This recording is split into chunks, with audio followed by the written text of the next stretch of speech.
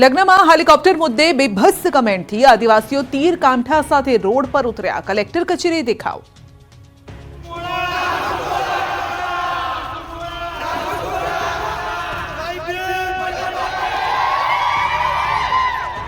લગ્નમાં હેલિકોપ્ટર મુદ્દે બીભત્સ કોમેન્ટથી કંઈક આ રીતે આદિવાસીઓ તીર કામઠા સાથે રોડ પર ઉતર્યા. ભરૂચ જિલ્લાના ઝઘડિયા તાલુકાના ખર્ચી ગામેથી વસાવા આદિવાસી સમાજનો યુવાન ભરૂચના નિકોરા ખાતે હેલિકોપ્ટરમાં જાન લઈને લગ્ન કરવા ગયો હતો, જેનો વિડીયો સોશિયલ મીડિયામાં વાયરલ થયો. જેને લઈ લાલાભાઈ નામના યુવકે આદિવાસી સમાજની યુવતીઓ, માતા બહેનો પર અભદ્ર અને તુચ્છ ટિપ્પણી કરી, જેથી આદિવાસી સમાજના લોકોમાં ભારે આક્રોશ ફેલાયો હતો. વિરોધ સાથે તીર કામઠા સાથે રોડ પર ઉતર્યા. તીર કામઠા સાથે રેલી સ્વરૂપે કલેક્ટર કચેરી પહોંચી ભારે સૂત્રોચ્ચાર સાથે કચેરી ગજવી મૂકી હતી. કલેક્ટર કચેરીએ મોટી સંખ્યામાં લોકો એકત્ર થઈને આવેદનપત્ર આપી ઉગ્ર રજૂઆત કરી હતી. સોશિયલ મીડિયામાં ટિપ્પણી કરનારને પકડી કાયદેસરની કાર્યવાહી કરવાની માંગ કરી. આ કાર્યક્રમમાં આદિવાસી નેતા મહેશ વસાવા, દિલીપ છોટુ વસાવા સહિત સમાજના આગેવાનો મોટી સંખ્યામાં ઉમટ્યા હતા. આદિવાસી નેતા મહેશ વસાવાએ ચેતવણી આપી કે આદિવાસી સમાજ અમારો ટાઈગર છે, જે ક્યારે જંગલમાંથી છલાંગ મારશે એ ખબર નહીં પડે, એટલે આ મામલે જલ્દી તપાસ કરવામાં આવે. અમેરિકાથી ગુજરાતીઓને ભારત લાવવાના વિરોધમાં NSUIનો વિરોધ. ગેરકાયદે અમેરિકામાં રહેતા ગુજરાતીઓની વતન વાપસી થવા લાગી છે. હાથ અને પગમાં સાંકળ બાંધીને ભારતીયોને રિપોર્ટ કરવામાં આવી રહ્યા છે, જેના પડઘા અમદાવાદમાં પડ્યા.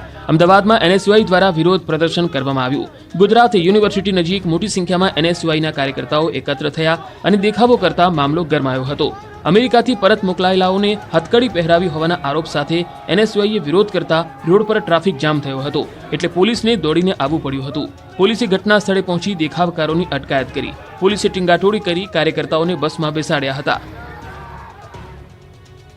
માંગરોળની જેમ ભાજપે ડાકોર પાલિકામાં સત્તા માટે ખેલ પાડી દીધો. આ પક્ષો ભાજપમાં ભળ્યા.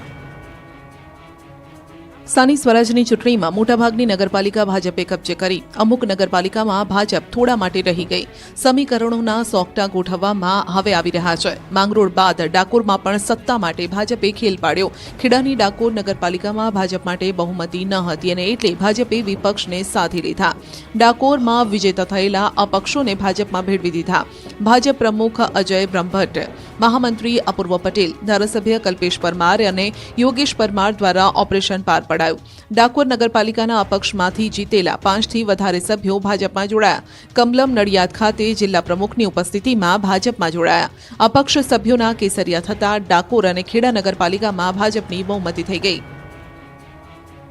ગીર સોમનાથના કલેક્ટર સામે પૂર્વ સાંસદ દિનુ સોલંકીએ મોરચો માંડ્યો.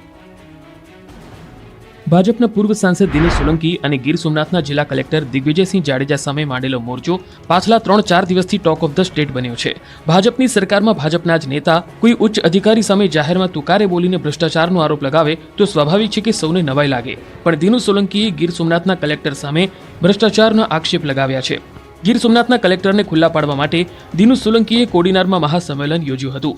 કોડીનારના સરપંચ, પૂર્વ સરપંચો, જિલ્લા તાલુકા પંચાયતના સભ્યોની ઉપસ્થિતિમાં દિનુ સોલંકીએ ગીર સોમનાથ કલેક્ટર પર લગાવ્યા ભ્રષ્ટાચારના આરોપ.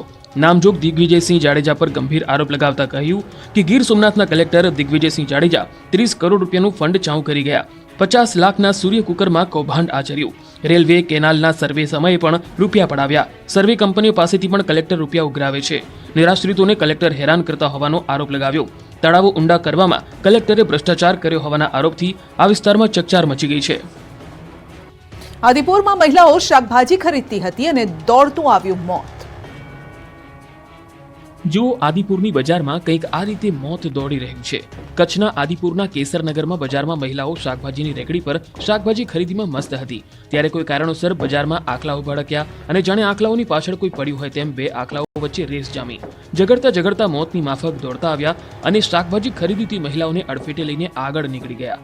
મહિલાઓને આખલાઓએ અડફેટે લેતા થોડીવાર માટે નાસભાગ મચી ગઈ. અચાનક જ ખૂંટિયાઓ આવતા મહિલાઓ જમીન દોસ્ત થઈ ગઈ. રોડ પર શાકભાજીની રેલમછેલ થઈ ગઈ. એક આખલો રેકડી સાથે અથડાતા બેસી ગયો હતો. 3-4 ફૂટ ઢસડાયો હતો. પછી ફરી કંઈ ન થયું હોય તેમ ઊભો થઈ આમ તેમ ફરવા લાગ્યો. તો જે મહિલાઓ આખલાના આતંકથી બચી ગઈ હતી તેમણે રોડ પર પડી ગયેલી મહિલાઓને ઊભી કરી સાઈડમાં બેસાડી. પરંતુ આ વિસ્તારમાં દરરોજ આખલાઓનો ત્રાસ વધતા લોકો ત્રાહિમામ પોકારી ગયા છે. ભાવનગર સોમનાથ હાઈવે પર સિંહના ધામા. અમરેલીના ગામડાઓમાં સાવજોએ ધામા નાખ્યા. ગરમી વધતા જંગલમાંથી કેસરી હવે ગામ અને રોડ સુધી પહોંચી ગયા. ભાવનગર સોમનાથ નેશનલ હાઈવે પર સાવજની શાહી લટાર કેમેરામાં કેદ થઈ. અડધી રાત્રે હાઈવે પર રોડ ક્રોસ કરતા બે સિંહ દેખાયા. રોડ પર સાવજ આવી જતા વાહન ચાલકોએ પોતાના વાહનો થંભાવી દીધા. જો કે રોડ ક્રોસ કરી સિંહ ચૂપચાપ ખેતરમાં ચાલ્યા ગયા. બીજી તરફ રાજુલાના કોવાયા ગામની દિવાલ પર દીપડાના બે બચ્ચા આવી ચડ્યા હતા. રાત્રે દિવાલ પર આરામ ફરમાવતા તે કેદ થયા. દીપડા ગામ સુધી આવી જતા લોકોમાં ફફડાટ ફેલાયો. વન વિભાગને તેની જાણ કરાઈ.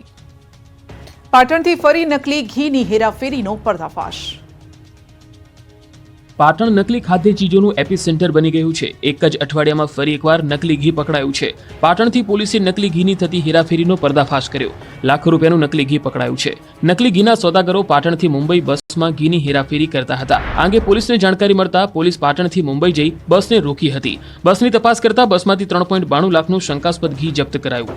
પાટણ શહેરના 9 વેપારીઓ પાટણથી મુંબઈ ઘી મોકલાવી રહ્યા હોવાનું તપાસમાં બહાર આવ્યું. એફએસએલની ટીમે શંકાસ્પદ ઘીના સેમ્પલ લઈ પૃથ્થકરણ માટે મોકલ્યા.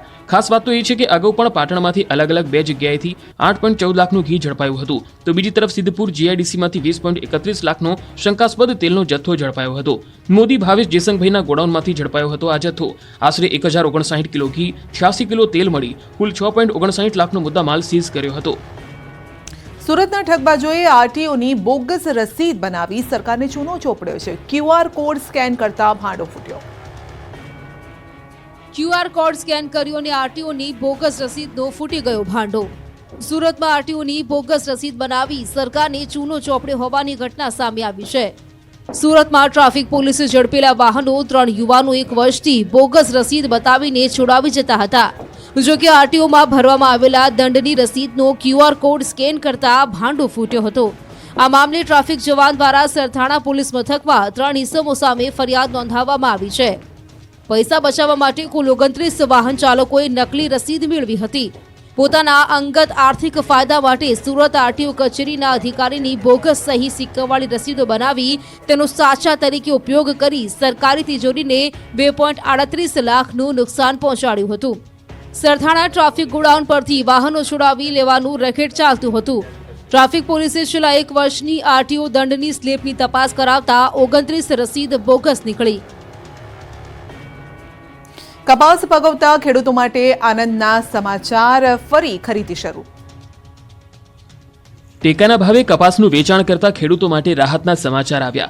છેલ્લા 10 દિવસથી જેટલા કપાસની ખરીદી બંધ હતી તે ફરીથી શરૂ કરવામાં આવી. સીસીઆઈના સર્વરમાં ખામીના કારણે છેલ્લા 8 થી 10 દિવસથી કપાસની ખરીદી બંધ હતી, જે સીસીઆઈ દ્વારા ટેકનિકલ ખામી દૂર કરવામાં આવી. સર્વરમાં ખામી હોવાના કારણે કપાસની ખરીદી નહોતી થઈ શકી. ઉલ્લેખનીય છે કે રાજકોટ જિલ્લામાં અલગ અલગ 6 કેન્દ્રોમાં ખરીદી થઈ રહી છે. 15 માર્ચ સુધી ખરીદી ટેકાના ભાવે શરૂ છે. ખેડૂતો ટેકાના ભાવે પોતાની કપાસ વેચી શકશે. આજથી ફરી ખરીદી શરૂ થઈ ગઈ છે. કેન્દ્ર સરકાર દ્વારા મણનો ભાવ 1494 રૂપિયા નક્કી કરવામાં આવ્યો. કપાસની ટેકાના ભાવે ખરીદી શરૂ થતા ખેડૂતોમાં ખુશીનો માહોલ જોવા મળ્યો. અત્યાર સુધીમાં 70% જેટલી ખરીદી સીસીઆઈ દ્વારા પૂર્ણ કરી દેવામાં આવી છે અને 15 માર્ચ સુધી ખરીદી ચાલુ રહેવાની હોવાથી બાકીની ખરીદી આ સમય દરમિયાન પૂર્ણ કરી દેવામાં આવશે. જામનગરમાં જીરું પકવતા ખેડૂતોના જીવતથર.